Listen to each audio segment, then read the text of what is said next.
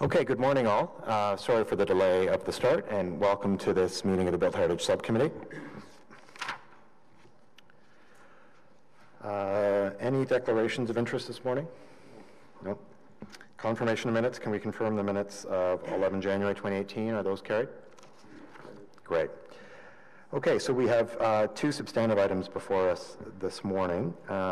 The first is an application for demolition and new construction at 50 Lakeway Drive, property designated under Part 5 of the Ontario Heritage Act and located in the Rockcliffe Park Heritage Conservation District. I don't have any speakers signed up for this item, and so I guess my question for the committee is whether we can pass this on consent. I guess a question for, actually there is one speaker, which is the architect representing the client, and the question is, if the committee is prepared to pass this item, do you need to speak? I'm looking for the architect. Hi. Okay, great. So okay. Okay, you go ahead then. Thank you, Mr. Chair.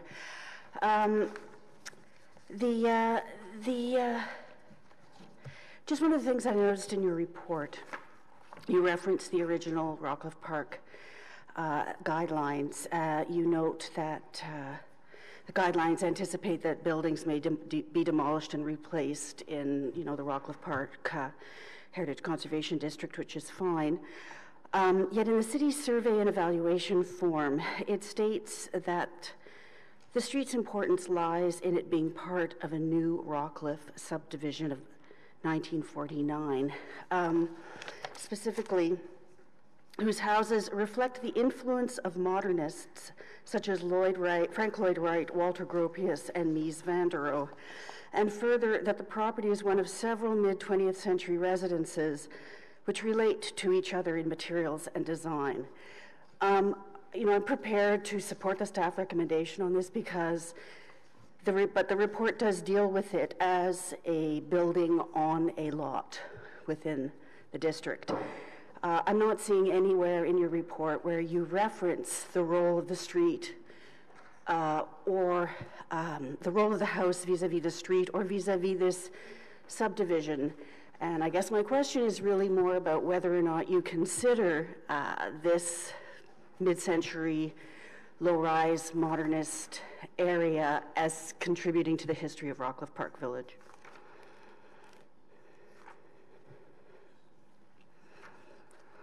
Can you repeat that, please? We're having trouble with the question. Okay. In short, I guess my question is, the report deals with the building in terms of its relationship to its lot within the park, and not its contribution to what has been described in the city's evaluation form as contributing to an enclave or subdivision from the mid-20th century, which had a uniform sort of look and feel in terms of all the buildings being of 1 and 1.5 stories, sharing materials, etc. So I'm just wondering, you haven't addressed that, and my question is just sort of more on a general level, because we saw something similar last time we met. The property I'm talking about. Yeah. So I'm just wondering how the staff interprets that.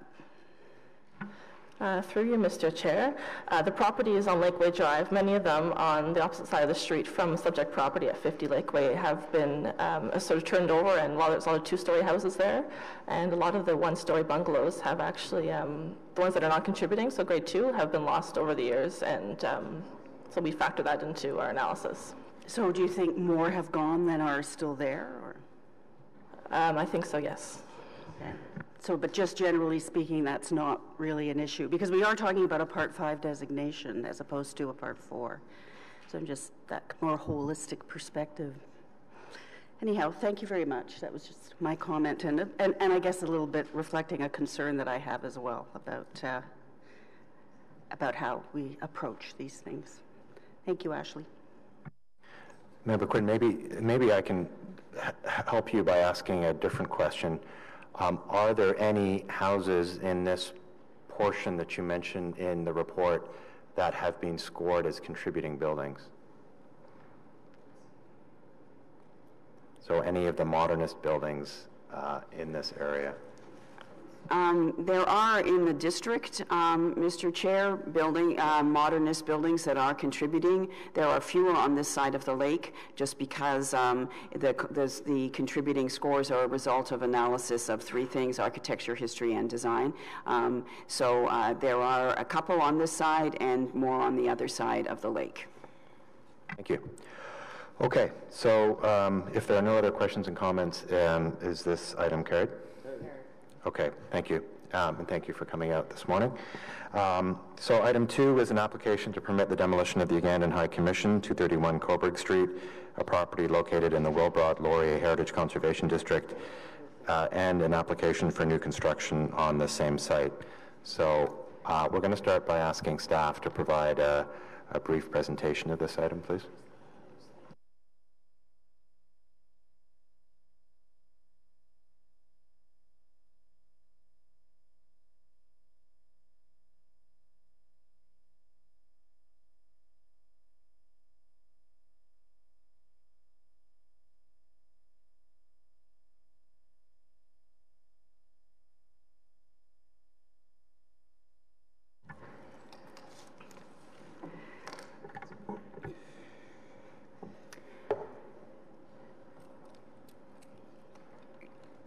Can I confirm that this is the same PowerPoint that's on the members' screens or not? My deepest apologies, members of the committee. I changed the order of the slides yesterday, but I did not add any new ones. So you might have to look at the big screen rather than the little screen for the first 6, and then it goes back to what you have. So this application is in front of you today as an application for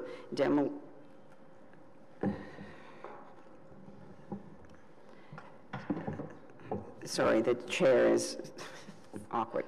Application for demolition and new construction in the Wilbrod-Laurier Heritage Conservation District.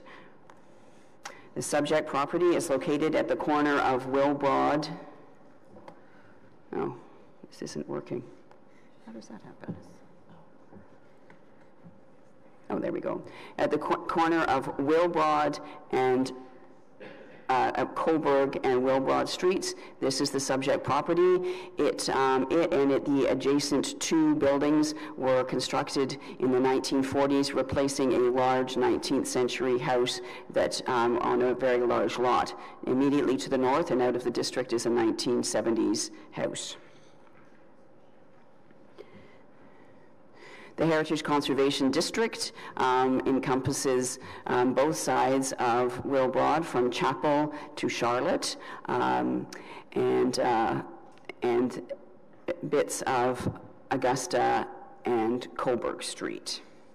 The district is distinguished by a number of large embassy, mostly housed in 19th century houses. They include Brazil, Brunei,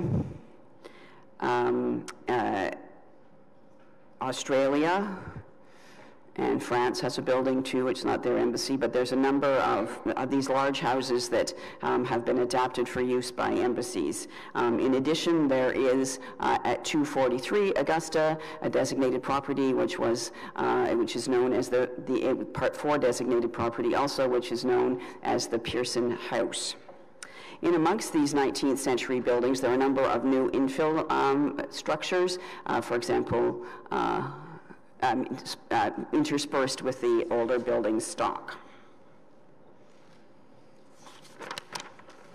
The Wilbrod-Laurier Heritage Conservation District was designated in 1982. It operated without any kind of plan or guidelines until 2015, when Council approved the new HCD plan according to the post-2005 revisions to the Ontario Heritage Act.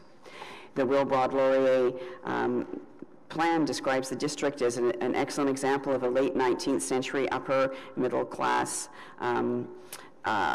residential districts with an eclectic mix of 19th century architectural styles, including the Queen Anne Revival, Italianate Gothic Revival, and then early 20th Edwardian Classicism. It's primarily composed of single detached Houses residential in character because many of them are no longer used as houses, mostly 2 to 3 stories in height, and there's a consistent use of buildings. And this is all taken from the HCD plan. I'm just summarizing it for you.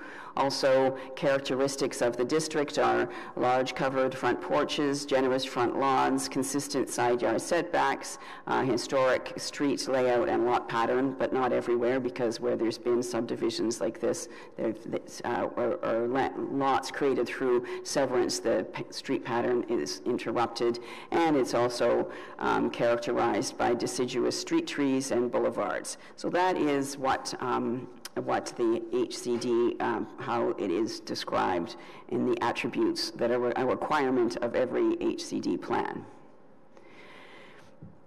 The following slides will show the current building, as I said, constructed in 1941, replacing a larger house. The 2 adjacent buildings were also constructed at the same time. The building, built as a flat-roofed 2-unit building, was built as a 2-unit building with a shared front entrance. It features simple, shallow quoins, a frontispiece, and a modest cornice. 8/8 windows also. The building never had any outdoor space or balconies. From 1955 to 1958, Lester Pearson and his wife owned one of the units in the building. At the time, he was Minister of External Affairs and had offices in the East Bloc. In 1957, during his tenure there, he was awarded the Nobel Peace Prize for his work establishing a peacekeeping force in Egypt during the 1956 Suez Crisis, prompted by Nasser's nationalization of the Suez Canal. Although he lived at 231 Coburg when he received the prize, the building is not explicitly or meaningfully associated or identified with his work at the time, which mostly took place at the UN. So this shows the Wilbrod side of the building. So that's the south facade. And this shows the current parking, and this is a shared right-of-way, and so this is the north side of the building. The Ontario Heritage Act requires council approval for new construction and demolition of buildings within heritage conservation districts. The current application is to demolish the existing building, and which is now serves and has served since the 1980s as the High Commission of Uganda. The current application proposes the demolition of the building and the construction of a 3-story replacement building. The proposal also requires site plan approval and a rezoning, and those are on the Planning Committee agenda for February 27th. So the staff recommendation is to approve the application to demolish the building and to approve the application for new construction. The following slides will show some of the issues related to the structure of the property. This slide shows some of the walls that are the result, or there has been differential settling of the property for a number of years. And this shows how that differential settling has resulted in cracks in the building. An engineering study in 2013, which was the first of 2 engineering studies that have been associated with this project, in which staff have consulted, attributed the cracking of the building to the desiccation of the clay soils in Sandy Hill as a result of the hot summers in the late 1990s, and again in 2011 and 2012. Certainly, members of the heritage staff are very familiar with the increased cracking throughout the downtown that was the result of the desiccation and the shrinking of clay soils as a result of climate change. This engineering study also found that there was localized desiccation as a result of adjacent trees that were searching for moisture and further pulling water out. The settling and cracking of the High Commission prompted the Ugandans to leave their offices there in 2014. Because there was a feeling that it was no longer safe. Throughout their tenancy that started in 1985 to 2014, there were attempts to repair the cracking and solve some of the issues. In 2015, there was another engineering report commissioned by the High Commission, and it described in detail the construction methods of the building, the masonry block, wood frame, concrete floor, which all led to this cracking. And like the 2013 report, the 2015 report confirmed that the cause of the cracking was differential settlement. And then there were further studies that looked at how to repair the building, and the solution was piles driven in to the ground to a depth of 20 meters before you could find bedrock and settle it down. And it's much more technical than that, but that's a synopsis. There's also been at least 2 geotechnical reports that confirm the causes of the settling that also date from 2013. So here's some more of the cracking evident around the windows. This slide shows a footprint of the building on its site and the associated landscape and trees. The proposed building is on roughly the same footprint as the existing building. After 2 years of discussion and many early versions, the applicant came in with an application in April 2017 that Heritage staff, along with our urban design and land use planning colleagues, worked with the applicant to improve to be consistent with the Wilbrod-Laurier HCD guidelines. There were 11 major changes suggested to the building as a result of this work with the applicant. These include the lowering of the building so that the wheelchair ramp, which is here, could be entirely located to the front of the building. Lowering the height of the building, so that was the result of lowering the height of the building. Setting back of the 3rd floor, using gray instead of white tiles on the 3rd floor, setting back the rooftop terrace, adding windows to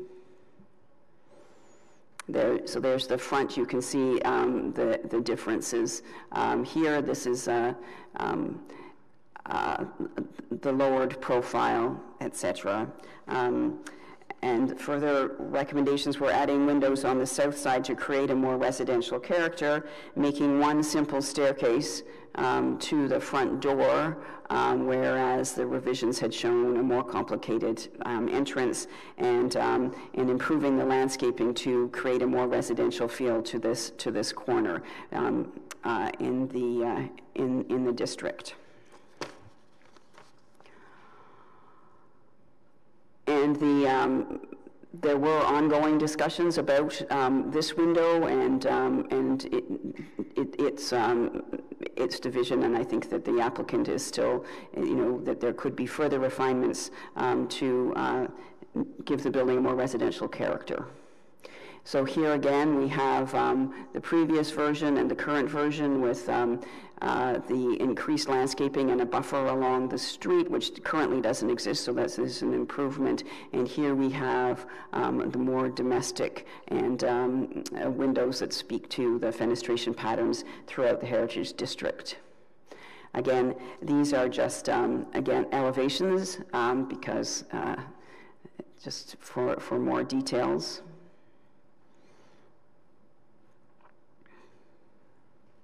So the Wilbrod-Laurier Heritage Conservation District guidelines talk about new buildings, and that they will contribute and not detract from the heritage character, and that they should be of their own time and not attempt to replicate an historic style. So again, it doesn't replace a 1941 building. The building is a 1940 building replacing an earlier one.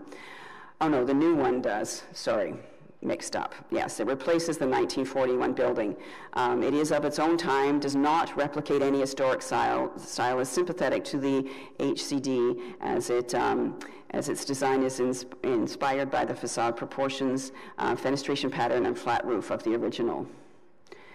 The HCD guidelines also address cladding materials, and in this case, the building is red brick to reflect the character of the HCD, and the third floor is in gray panels that evoke gable ends in the district. They talk about windows in new buildings that should be vertically aligned, and these windows are aligned to reflect traditional window patterns in the HCD.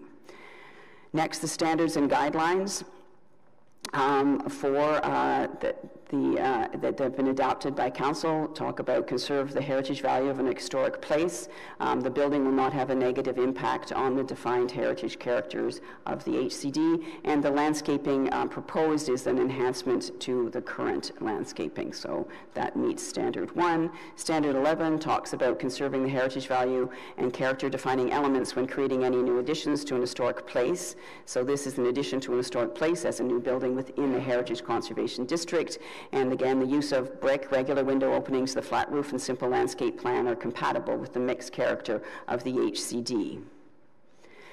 There was a cultural heritage impact statement undertaken at the request of the city, and its conclusion was that the building is appropriate for the area, and that it fitted into the Heritage Conservation District. I should say that within the staff report, there were 3 recommendations which were in the cultural heritage impact statement about recommendations to further refine it to be more residential in character, and the staff has looked at those, and I'm certain that if there is interest, we can continue to work with the applicant. I should say that the guideline about demolition in the Heritage Conservation District study is that demolition is not normally supported, and in this particular instance, that's why I went through the heritage, extensive work on the structure as a result of the two engineering reports and geotech reports, just to show that this was very closely considered, is again, it's not normally recommended, but we did feel that in this particular instance the evidence was enough to warrant not objecting to the demolition of the building. So consultation, Councillor Fleury does not support the proposal. Action Sandy Hill does not support the proposal. Sorry, this was Heritage Ottawa did not comment, but I just got those comments and they've been circulated to you. I didn't get a chance to change the slide, my apologies.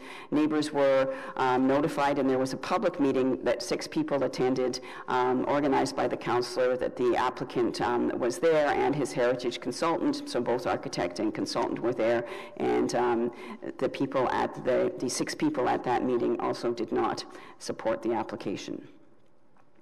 So, in conclusion, as a mid-20th century replacement building in a 19th century district noted for its upper middle class houses, range of eclectic building styles, the building is a marginal architectural value. It is not explicitly or meaningfully identified with the work of Lester Pearson during his tenure there. The structural damage to the building as a result of unstable soil conditions have rendered it unsafe. So, Heritage staff supports the application for demolition, and that's the last slide. And the new construction in the heritage of the Ugandan embassy, as developed in close consultation with the architect to reflect the Heritage Conservation District guidelines. Thank you. Okay. Thank you for the presentation.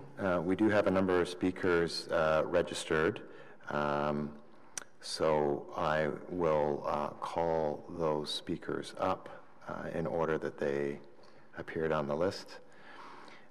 So first on the list, sorry, Mr. Lester? Yes, Mr. Chair, I just wanted to indicate that in consultation with some of the members of the committee, it is looking like there would be a motion to refuse the application coming from this committee. But at the same time, I think that there is, just wanted to give notice that we might be looking to refer this back to staff. And I just wanted to say that at this point, wanted to just give notice of that. Okay, so we'll let you elaborate further later, but let's hear from the public delegations first. So first on the list is Chad Rollins from Action Sandy Hill.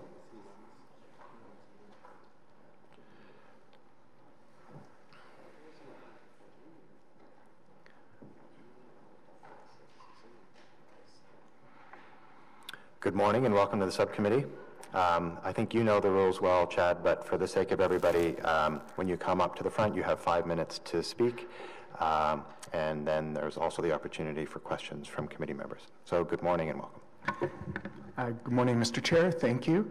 Thank you for the opportunity to speak to this file. My name is Chad Rollins. I'm president of Action Sandy Hill. I also live on Coburg Street, just a few blocks from this property. I'm here today just to express our strong opposition to the application to demolish and replace the Ugandan High Commission's Chancery building at 231 Coburg. You've already heard, I think, sufficient information about the fact that this is in a heritage conservation district and it is identified as a contributing building in that district. The district plan, I think it's important to mention, states clearly that contributing buildings are important to be maintained in order to keep the character of the district. The heritage value, as I understand it, of a district lies in the amalgam of those contributing buildings. And if that's the case, really how many of those buildings can we lose before the district begins to lose its value? The plan for this district actually states that its value, its cultural heritage value, lies in its association with the development of Sandy Hill in the 19th and 20th centuries, particularly as an upper middle class neighborhood that was home to many politicians and senior civil servants, including Prime Ministers MacDonald, Laurier, Mackenzie King, and Pearson. This building, which was built in the mid-20th century and was home to Prime Minister Pearson, certainly seems to fit precisely with that description of the cultural heritage value of the district. It is difficult to understand, therefore, how staff have been able to dismiss this as a marginal building.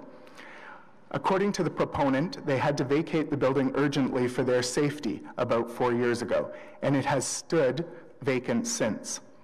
In the last several months, several groups have been taken on tours of the building. Indeed, the proponent gave members of ASH a tour of this building in April of 2017.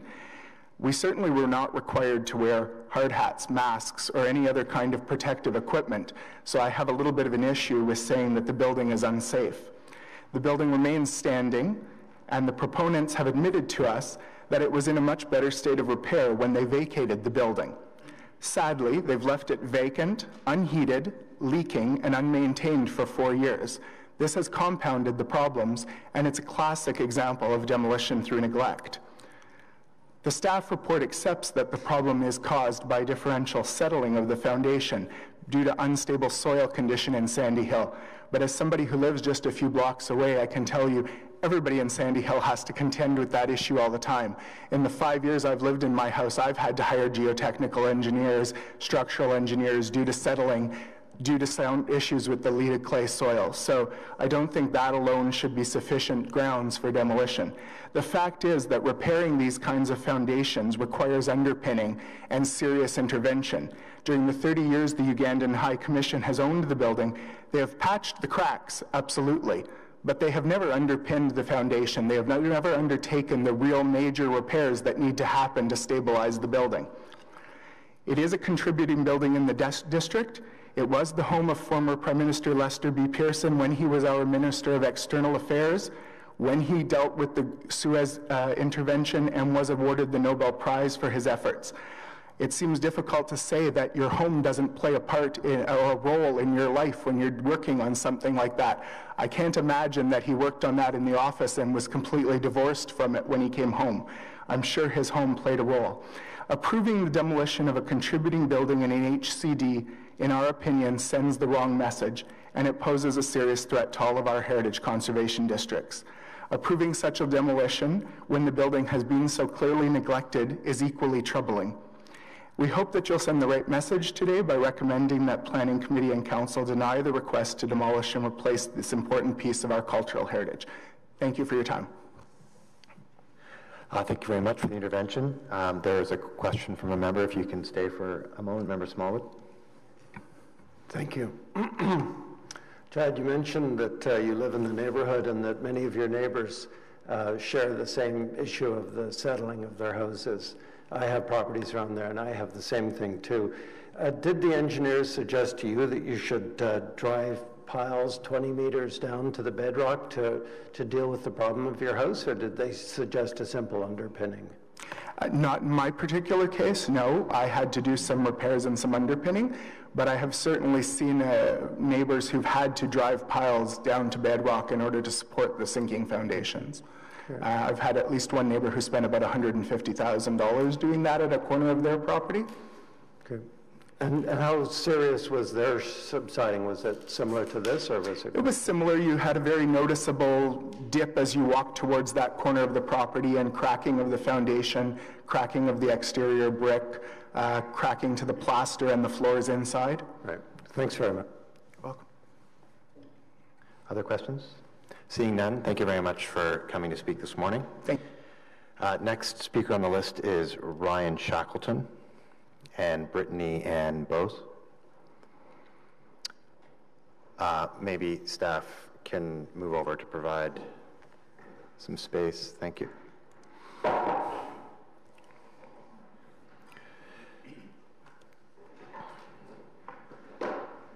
Good morning and welcome to the subcommittee. You have 5 minutes if you can introduce yourself and go ahead, please. We do have a PowerPoint. I'm Ryan Shackleton, the Director of No History. I'm Brittany Ann Boss. I'm one of the associates with No History. Before you start, oh, you're all set up. Okay, great. Okay. Is your presentation on the desk? It is, yep. Can we I don't want you to lose your 5 minutes, you see, so. Okay, thank you. Okay, over to you.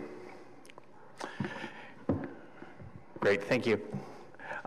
So we're a historical research firm here in Ottawa. We were hired by Action Sandy Hill last week to look into this property. We are not doing a heritage assessment on this. Rather, we're here to provide a history of Lester B. Pearson during his tenure. There was some doubt as to whether his residence was there. So what we want to really do is just highlight that this was the home of Lester B. Pearson. It's been confirmed in the directories. And it's at a prominent time in his career. And I think that's not being played enough in this. And not his prime ministerial career, but his diplomatic career. The building itself is a waypoint for an important moment in Canadian history, the Nobel Peace Prize, which I'll get into, and it's part of a political heritage landscape in Sandy Hill. So this comes at the height of the golden age of Canadian foreign policy, also termed Pearsonian diplomacy. Pearson was involved with the Palestinian partition in 1947. He was an architect of NATO in 49. He helped broker the Korean War truce in 53 and was president of the UN General Assembly in 1954. We see in 1954 that, or 1955, 1954, he purchases 231 Coburg Avenue, with his wife. We get to 1956, which is the Suez Crisis. Because of that Suez Crisis, it was the birth of peacekeeping, something that Canadians have become internationally known for. And he's awarded the Nobel Peace Prize in 57. 1958, the reason he leaves the property is to go to Stornoway as the leader of the opposition. During the speech for the Peace Prize, it was stated, never since the end of the last war has the world situation been darker than during Suez Crisis. This wasn't a little trade negotiation. This was a critical point in the Cold War that Lester B. Pearson stepped in with Pearsonian diplomacy. He was cited the man who contributed more than anyone else to save the world at this time. That man was Lester B. Pearson. So Life magazine featured him in an article that year. I'll just note that the Peace Prize hadn't been given for 2 years prior. There was no one in the world deserving of it until Lester B. Pearson received it.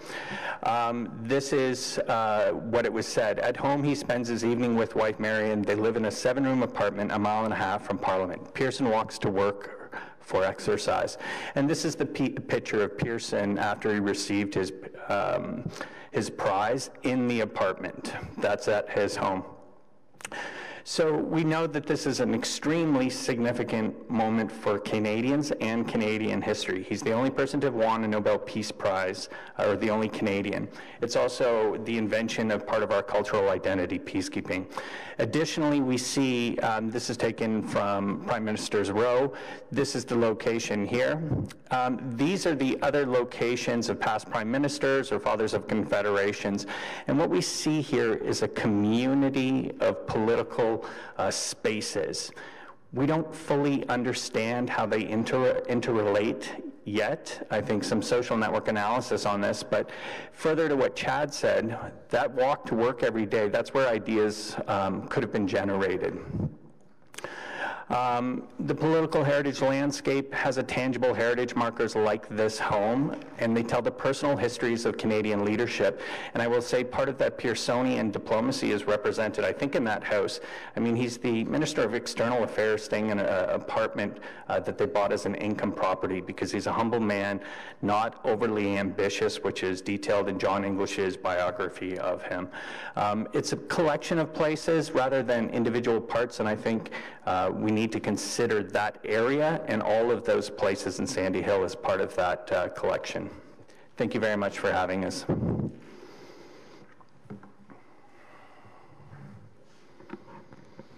Thank you very much for the presentation. Are there any questions of the speaker from members of the committee? I see none, so thank you for coming out this morning. Thank you. Next speaker on the list is Robert Martin of Robertson Martin Architects.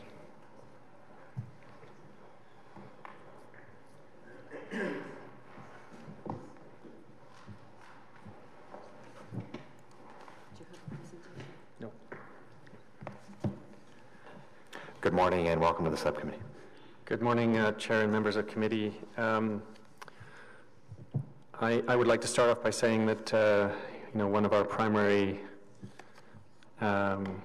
roles in this city and in our practice is one of heritage conservation. So when we were approached to offer a CHIS on this particular project, our first stance would initially be one of retention of the heritage asset and the contribution to the district.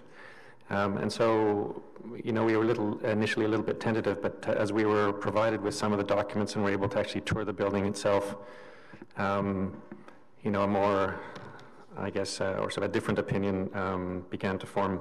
So, we're very cognizant of the, I guess, character of the district, the connections to Mr. Pearson that have been made. His wife purchased this building for a period in time. But we've really guided our cultural heritage impact statement on the, if you like, heritage character of the district. So, we've looked at it under the categories of design value, cultural historic value, and heritage district attributes, as well as the contextual value. And, again, we have extensive experience with a lot of very high value exemplar buildings and what I would call heroic efforts to restore these buildings. And so it was with a certain degree of kind of grudging reluctance when we began to, I guess, stitch together all of the factors that have been mentioned, including, various hazardous materials, abatement of mold, structural problems, so the almost complete building redo, and this sort of extensive effort that would still end up with a building that didn't meet a client's functional program. So, we're of the value that this, the existing building itself demolished an earlier building. It's not a particularly high value exemplar of any kind of architectural style. And even if one sort of added to the scoring based on Pearson's connections, we still end up with a score under 50 out of 100. And so, you know, in totality, when we look at the various factors, I guess our assessment in the CHIS was that the replacement building could be guided by the attributes of the district. And, you know, that then directs us to the eclectic mix of architectural styles, the use of materials, the kind of massing, scale, residential feel. And as Ms. Coutts had indicated, we've made a series of recommendations for improvements in the design, toward this end. And so, you know, overall, our conclusion was that the replacement of this building would in no way detract from the heritage character under those various categories of the district, and that the new replacement could be guided by the attributes that are indicated in the district study as well. So with that, I will entertain questions. Member Smollett. Thank you. In the previous presentation, I thought was very impressive. Did you, in your study, do you have any reason to disagree with anything that was presented to us in that previous presentation about the history and the importance of Lester Pearson that time in his career, and the fact that he was there and in a very important time in Canadian history? Do you have any disagreement with that? I have no disagreement with that history. However, I think this history is almost becoming a proxy for the building itself. All of that history can and should be told with or without this building. It's not, that history in no way is reduced by having this building here or not. I have one other question.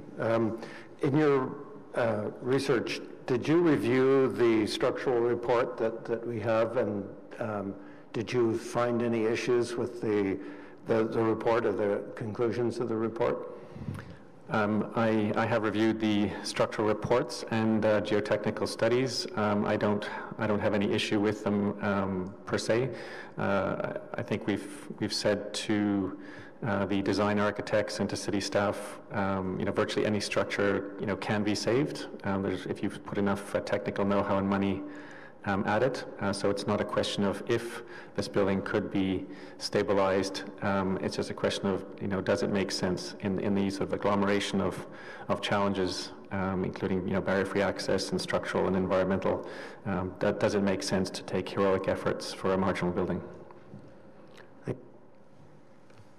I have a question myself, and I guess it goes to an issue that I'm struggling with as I am listening to the various speakers.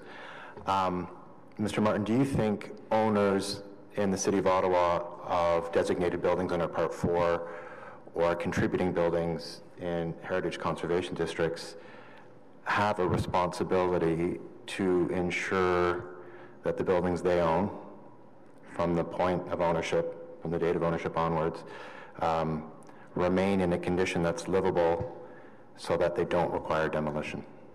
Do you feel that owners have that responsibility? I do feel that owners, for listed heritage assets, do have a responsibility to maintain buildings. And and how long do you understand that your client has owned this building? I understand since I think 1985. So 33 years. Something like that, yes. 33 years. Mm-hmm. Thank you. That's all. Yeah. Next speaker on the list is Judah Malalu, architect for 1024 Architecture Incorporated.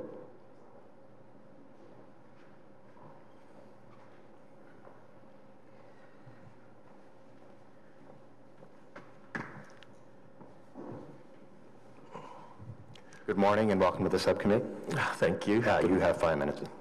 Good morning, Mr. Chair, members. Don't really have too much to say in terms of the condition of a building, because that's been stated by Ms. Coutts and reiterated by Mr. Martin. I just want to speak to the idea of neighborhoods, what they mean to us culturally and historically. And when we look at Sandy Hill and its tapestry of architectural fabric, it does tell a story, a history of that neighborhood that, during different times in its history, there has been additions to the neighborhood, and that's what makes it special. It's not the stasis of, the historical fabric, but that dynamic input that is generated by, necessity. And in this case, the necessity, regrettably, comes from a building that is in an appalling state, to be honest. We did take Action Sandy Hill, and we did a lot of community engagement prior to, coming up with the scheme that is before you today. And not only did we engage with Action Sandy Hill to empirically take them through the building to demonstrate the condition that it's in. I do understand the history and I respect it. I understand the position of the neighborhood, and it's totally understandable. But what has to be considered is the current state of the building. Like, what does it take to rehabilitate the building? What is that threshold? What is a reasonable, threshold? Like Mr. Martin was saying, yes, heroic measures can be adopted to rehabilitate any building, but again, what is the threshold? Our clients vacated the building because it was structurally unsafe and environmentally unhealthy. We all know the dangers of mold. You can't be in a mold environment for a day. You just can't, right? Regardless of whether the building was neglected or not, and that is an argument that can be had. And clients with challenged properties like this make decisions based on the immediacy of what the problem is. That, as it appeared to them, was essentially just cracking. But what they didn't realize was that they were essentially putting a Band-Aid on a compound fracture. Because of this differential settlement problem, the building just kept cracking and cracking. There were several instances where sections of the slab in the basements had to be replaced. So it is not a fair assessment to just easily say it's demolition by neglect, when all empirical evidence and engineering evidence point to a much greater issue. And that is why we're here today, essentially. Thank you very much for your time.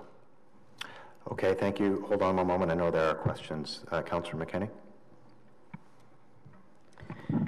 Thank you, Chair, and thank you for coming out this morning. I just want to pick up on the demolition by neglect because, in the area of the city that I represent, it happens often. And often what happens, recently, I guess the most recent one was a new owner assumed a building that had been, at the point of demolition. We ended up demolishing it because it had been neglected, but by a previous owner. And although I didn't agree with that, I think that when you purchase a building, I think that you assume all the responsibilities for it. But am I correct in the information that we have today that the ownership of this building has been the same ownership since 1984? Yes, you are correct. Okay. So I just wonder at what point we got to on this building, or why it wouldn't have been determined earlier on when it could have been, kept up in better condition and hence saved, why that didn't occur. Well, that is a fair question, and to be quite honest, I honestly don't know. What I can speak to is, the relative like as professionals, we have the advantage of being able to assess things from an empirical standpoint, and then draw conclusions based on that that lead to other, investigations, if you will. But in this case, I honestly, can't say why more measures were not taken to, my humble opinion is that they just simply didn't know the extent of the problem.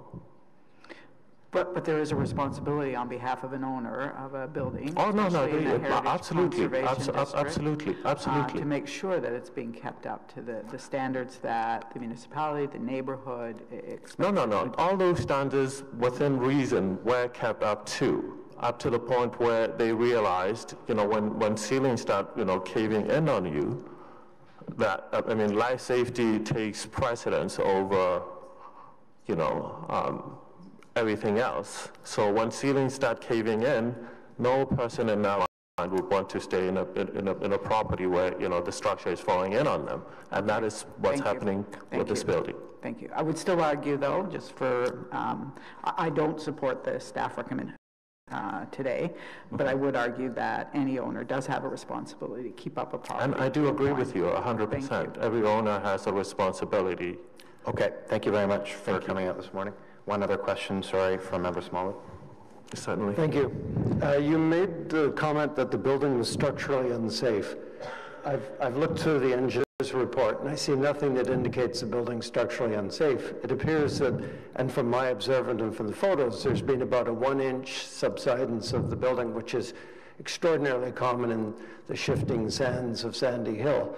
So I've seen a couple of times, and I would be really interested to know that, in fact, in the staff report, it also mentions the building being declared unsafe. Who declared it unsafe?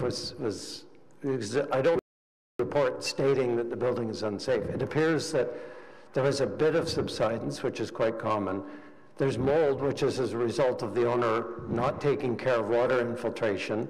There was some plaster that fell down, which also is a result of the owner's maintenance of the building. So can you just explain to me your comment that the building was structurally unsafe? Well, that's exactly, with all due respect, I can't speak to that decision to vacate the building, but from my experience, I have 25 years experience working in an architectural firm that does heritage conservation, adaptive reuse. And my empirical opinion of the building with collapsing ceilings and water gushing down the walls, for me that constitutes unsafe. Well, I have 40 years experience restoring historic buildings, and I have many buildings that have subsided much more than 1 inch, and I wouldn't abandon them, I would repair them. Well, I mean, that again I can't speak to because, the decision to vacate I was not part of, but I can only speak to the current conditions of the building and the engineering reports that support that, the position that we've adopted. The engineering report that I see says that there's no evidence that they can see that any work was done to repair the other than patching it.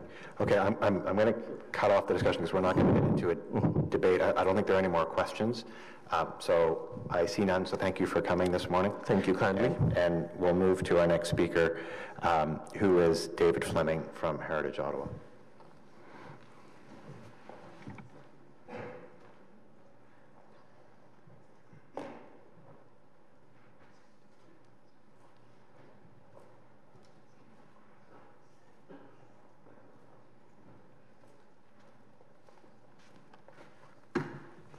Good morning and welcome.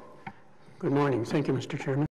I refer you to the letter that our President, David Jean, sent to the committee concerning this matter. We are opposed to the recommendation. I'm not going to go through in detail what we said in our letter, But I just want to make a couple of points. For us, this is an example of demolition by neglect. For more than a decade, Heritage Ottawa has been urging the city to take action to try to prevent buildings from reaching a state where the owner perceives that they have no choice but to demolish the building, especially in heritage conservation districts.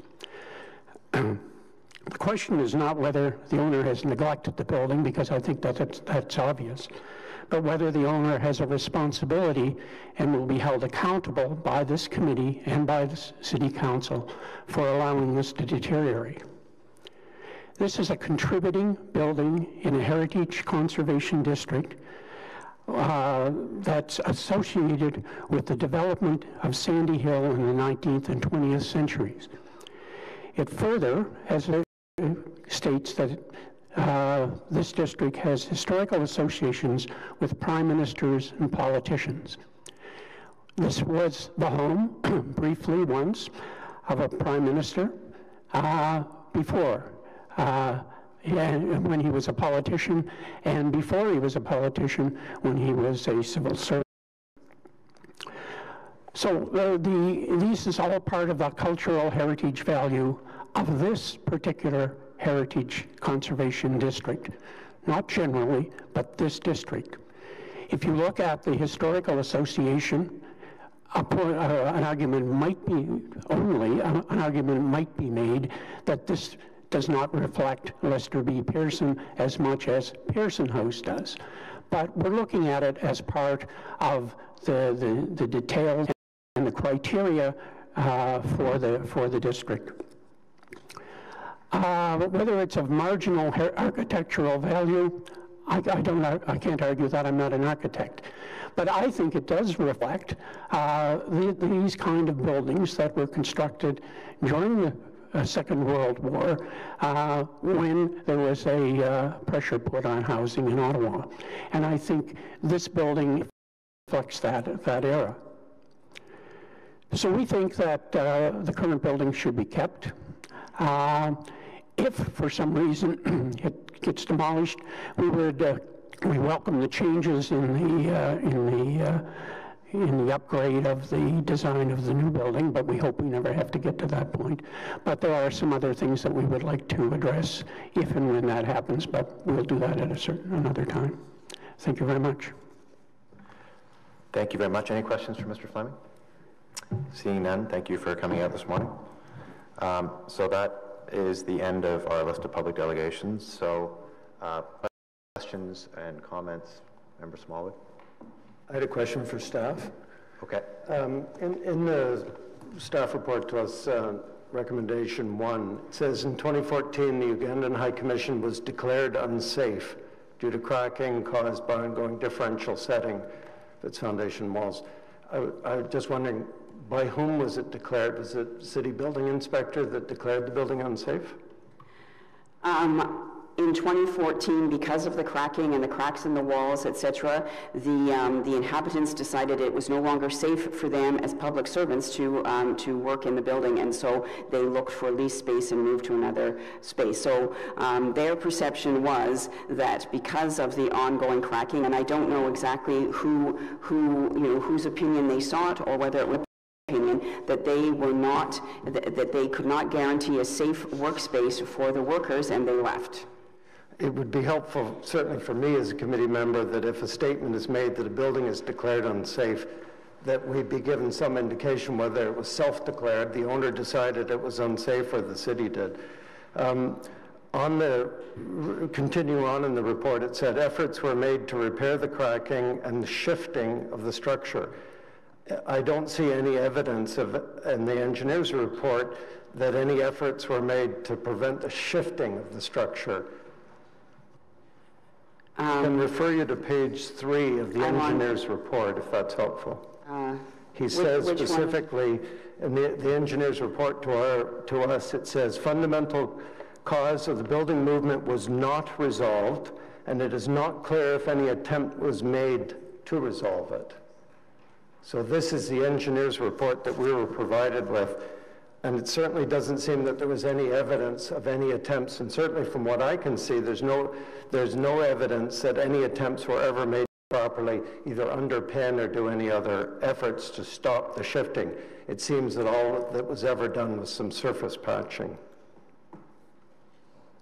Is that a question, Mr. Yes, it is. Am I correct in saying that it appears your statement here is that efforts were made to repair the cracking and the shifting of the structure? What I'm asking you is, I see no evidence that any efforts were made to prevent the shifting of the structure. And I'm referring to the engineer's report that we were provided with. Mr. Chair, perhaps that was a misinterpretation on my part. I can say that the Ugandans in their 20 years did try to fix the buildings. Perhaps they didn't have the expertise. Perhaps shifting is not, is overstated, and I apologize if there is a misinterpretation. Certainly, the point is that there were attempts to fix the building, perhaps on the part of a less sophisticated property owner who didn't realize the extent to, I mean, I can't speak for them, but there were efforts made, and they no longer felt safe, and everyone is entitled to a safe workplace, whether it's declared unsafe by themselves or someone else. If you do not feel safe where you work, you should not be required to work there, and they left the building. Also, with respect to the report, it mentions about the hazardous materials, which sounds very scary, but every building constructed prior to 1970 is most probably going to have hazardous materials, whether it be lead or asbestos or whatever. So just for the sake of the committee, I think it does lead, I think sometimes a report might be given to an occupant saying there are hazardous materials here. Lead paint is a hazardous material. Lead paint was used in every house prior to 1970. Asbestos was used to insulate pipes. So I think it's just for us to realize that it is not unusual to be in an old building that a DSR would show some hazardous materials in it. No, that's correct. Buildings have hazardous materials in them, and but asbestos, lead, paint, etc. So, will we have a chance to speak to the engineer? Because I did have some concerns about the engineer's report. Several concerns. Should I raise them with staff, or? Well, given the Vice Chair's allusion to a motion that he plans to table, I suggest that you hold off on those questions. Okay. Although, it should be noted for the record that in future, if applicants are going to rely on information in the report, it would be wise to bring forward witnesses who can speak to it. So, yes. Unfortunately, we don't have that now, but I think the issue will be moot if the Vice Chair's motion is carried by this committee. So, other questions or comments for staff? Mr. Vice Chair? It's just one question, and this has to do with the city's rule in inspecting the building under the Property Standards Act between 2014 and 2017. Knowing that the building was allowed to be vacant and that there were some problems with the foundations, was there an inspection done by the City Property Standards Department to examine whether or not this building was in the process of being allowed to be demolished through neglect, as we have a number of other buildings in the city? What is the status? Was there anything actually done to initiate a city inspection on the building for that purpose? The condition of the building, we first started dealing with the Ugandan High Commission in 2015. So for the first year, there was no, from my understanding, no public awareness of the reasons that it was, what was abandoned, and then the building was subsequently placed on the vacant building watch list that as a result of the Heritage Matters Task Force. And I understand that I don't know whether there was an internal examination, but there was, that when it was added, there was an inspection made, but no orders were issued. Just so that I understand this, because the public is very much relying on the city to inspect buildings because of suspicion of demolition by neglect. So are you saying that their city staff did actually inspect the building but decided not to put any orders on it? No, there wasn't. It was heritage staff were invited to tour the building in 2015, and we saw the effect of the shifting and the cracking walls and the sloping floors, and then it was the building was at the time it was then put on the Heritage Matters watch list, but I cannot. There were no property standards orders issued against it. I don't want to belabor this, but was there a property standards inspection done? It is my understanding that there was, but not internal. But I was consulting the notes, and the person who made them has retired, and I couldn't reach that conclusion, but I did try. Thank you very much, Mr. Vice Chair. I did try. Okay. Any other questions or comments? Councillor Fleur? Merci, Monsieur le Président. Puis merci les membres du comité pour vos questions à point, selon moi. Je pense qu'il y a quelques éléments. Évidemment, l'historique du quartier en est un primaire. On connaît également l'aspect plus socio-comportemental au niveau de la présence de M. Pearson. Et puis, je pense que vous avez touché sur le point sensible. Il y a eu une période où le Haut-Commissariat a décidé de ne pas habiter dans le bâtiment. C'est une raison qui est peut-être de leur partie. On a entendu que c'était de leur volonté, mais il n'y a aucune mesure qui avait été prise à cette époque-là pour corriger l'inquiétude de leurs employés ou de notre côté au niveau du code du bâtiment, au niveau des réglementations, au niveau du code pour les pompiers, pour la protection. Il n'y a eu aucune demande ou aucun élément qui a démontré que le bâtiment était compromis.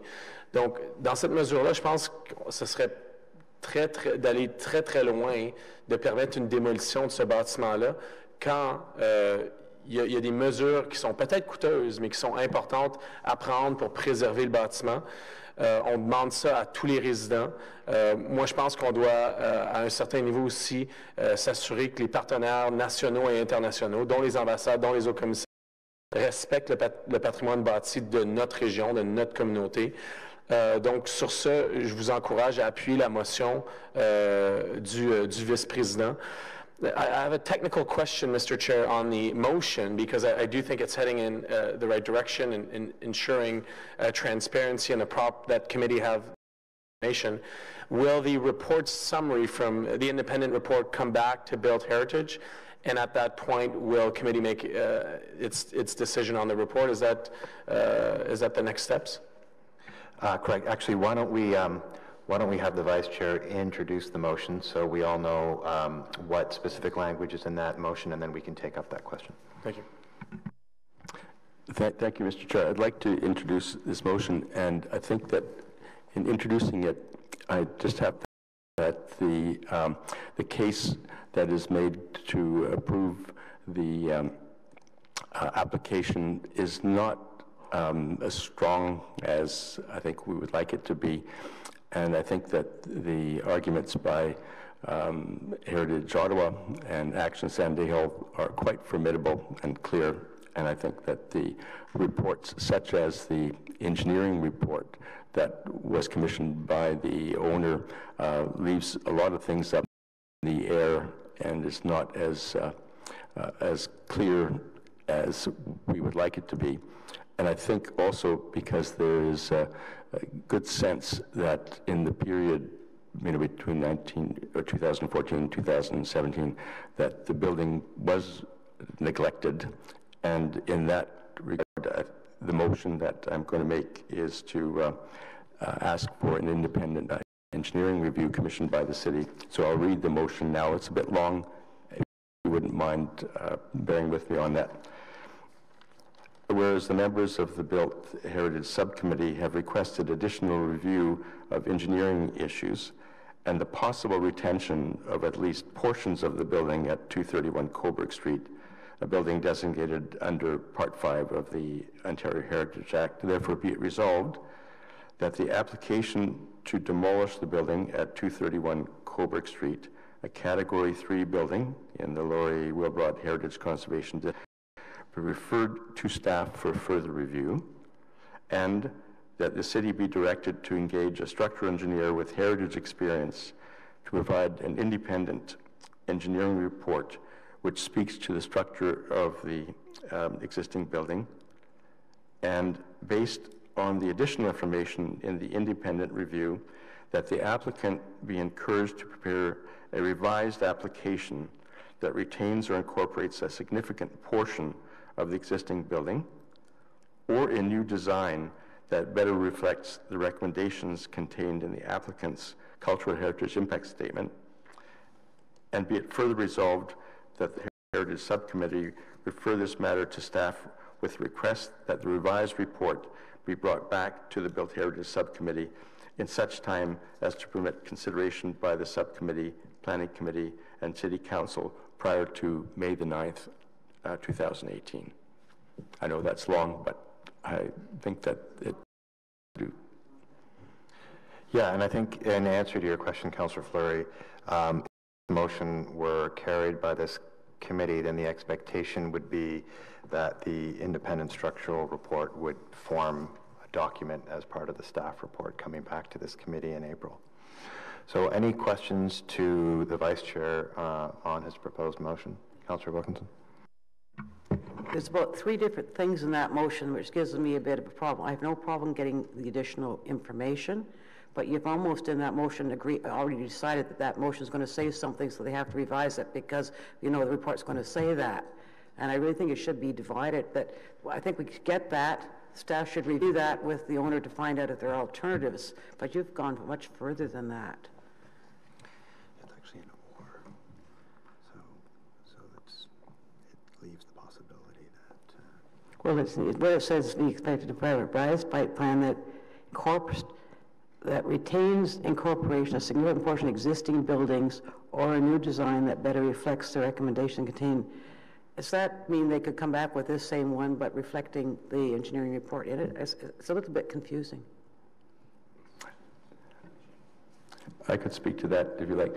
I think that if you look at the applicant's cultural heritage impact statement prepared by Rob Martin, in there they have 3 recommendations, and the recommendations relate to making a replacement building reflect the residential character rather than institutional character of the proposal. And that comes from the applicant's own heritage consultant. So I think that that would be an active element in revisiting the design. So that in looking at the design a little bit better. Okay, like that, that's okay then. Okay, maybe I'll provide just a few observations on this file. I guess firstly, I support the Vice Chair's proposed referral motion for a couple of reasons. The first is, you know, we've learned today that we have an owner of a building that has owned it for 34 years, and during that time has made choices about whether to keep it into a state that would provide for its further occupancy. Those choices clearly led to a situation where we may be faced with a situation where demolition is something that needs to be considered, but surely as the public entity responsible for heritage protection in the city, our message has to be one of not allowing that kind of moral hazard. Because if this committee simply rubber stamps a recommendation for demolition, then the message that we're sending to all designated in the city is, hey, you, as long as you want, make choices where you bearing the cost, but the public bears the cost in terms of a loss of heritage resources. And I think it would be a mistake for us to agree with the staff recommendation, both for this particular case and for the general message that it sends about a very clear responsibility acknowledged by the author of the CHIS that owners of heritage properties have in the city to maintain their property in a state that does not require demolition. And that needs to be made very, very loud and clear by this committee. I would encourage staff, if this motion is passed, to think long and hard about the message that this committee is sending. On that point, I was disappointed to learn that staff relied on a series of information items that were not reflected in the report. So I would ask that staff include the geotechnical studies that were made mention. They are not included in this. There was a second engineering study. It was not included in this series of documents. I think in order for us to make the decisions that residents of the city expect of us, we need to have all of the relevant information at hand. And my advice to the applicant, when this does come back to us in April, please ensure that you have someone who can speak to the engineering portions of this, but also please make best efforts. I think what you're hearing from the committee today is a very keen interest in the applicant giving this another go, trying harder to respect what the community, what this committee, what a number of other speakers have stated represents an important cultural heritage value in Sandy Hill and in this Heritage Conservation District. So on that note, just to indicate that I too support the Vice Chair's motion. And if there are no other questions or comments, I'll put it before the committee. Is that motion carried? Carried. Okay, thank you. Thank you very much. And we will now go to our final items.